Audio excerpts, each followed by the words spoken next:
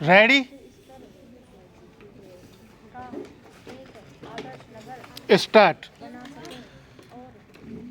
अध्यक्ष महोदय, पिछले 50 वर्षों में हमने योजनाबद्ध विकास का सहारा लिया है और मैं समझती हूँ कि हमारा यह निर्णय सही सिद्ध हुआ है।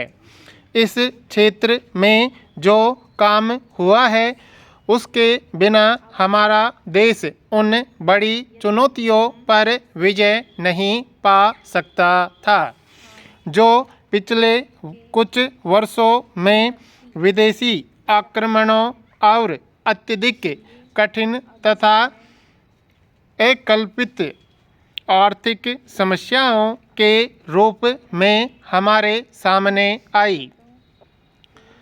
यह वस्तुतः आश्चर्यजनक है कि विपक्ष के मेरे मित्र प्रोफेसर साहब आज भी योजनाओं को बंद कर देने का राग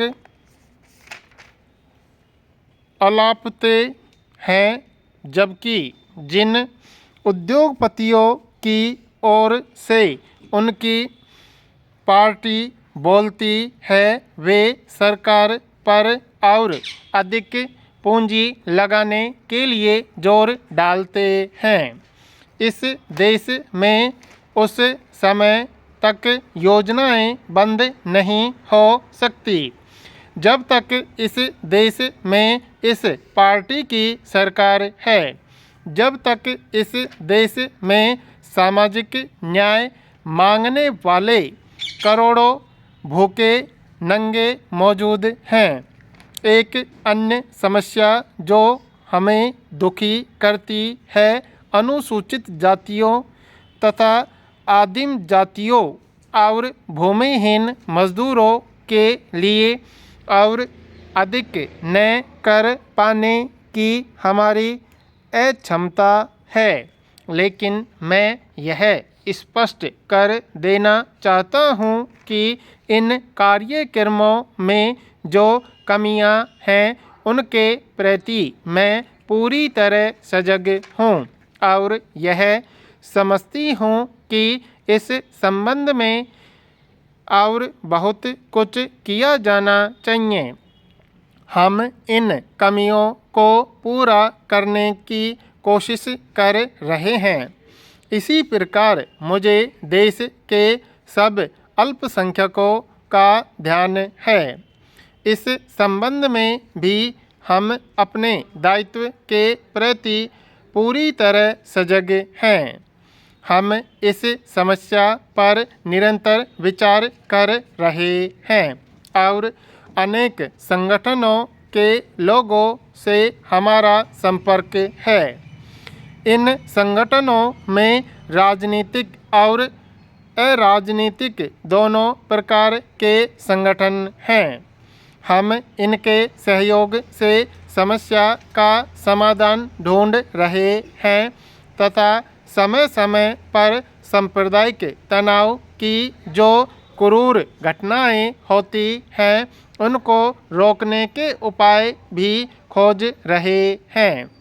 मैं वस्तुतः इस अवसर पर भाषा के बारे में नहीं बोलना चाहती थी, लेकिन अनेक माननीय सदस्यों ने इसका उल्लेख किया है।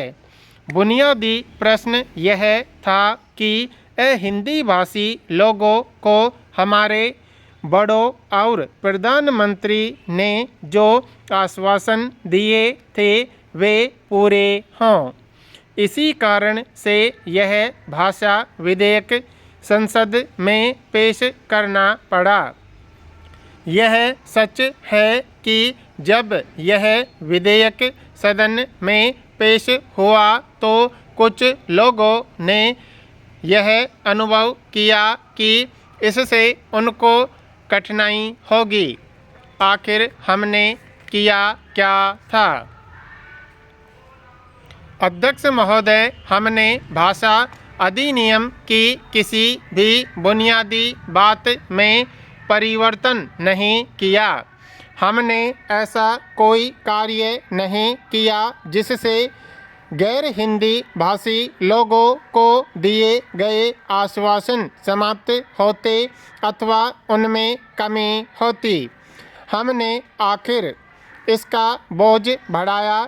हमने गैर हिंदी भाषी लोगों का नहीं बल्कि केंद्रीय सचिवालय के अधिकारियों का इस दृष्टि से बोझ बढ़ाया कि अब उन्हें केवल हिंदी से अंग्रेजी में ही नहीं बल्कि अंग्रेजी से हिंदी में भी अनुवाद उपलब्ध कराना है।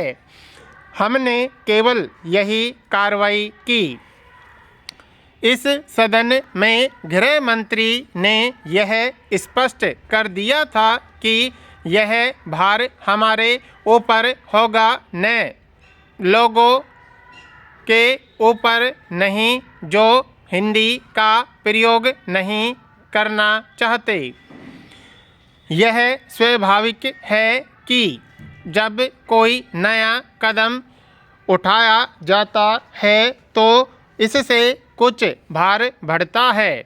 इससे उन लोगों के ऊपर भार पड़ता है जिन्हें नई भाषा सीखनी होती है, लेकिन हिंदी राज्यों के माननीय सदस्य यह नहीं समझते कि हिंदी सीखने का भार हिंदी राज्यों में रहने वाले लोगों पर भी कुछ ही कम है।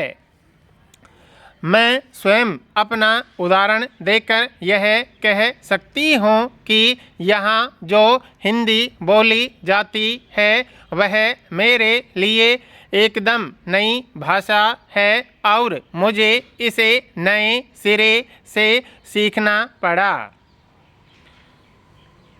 नई कार्रवाई का किसी न किसी पर भार पड़ता ही है।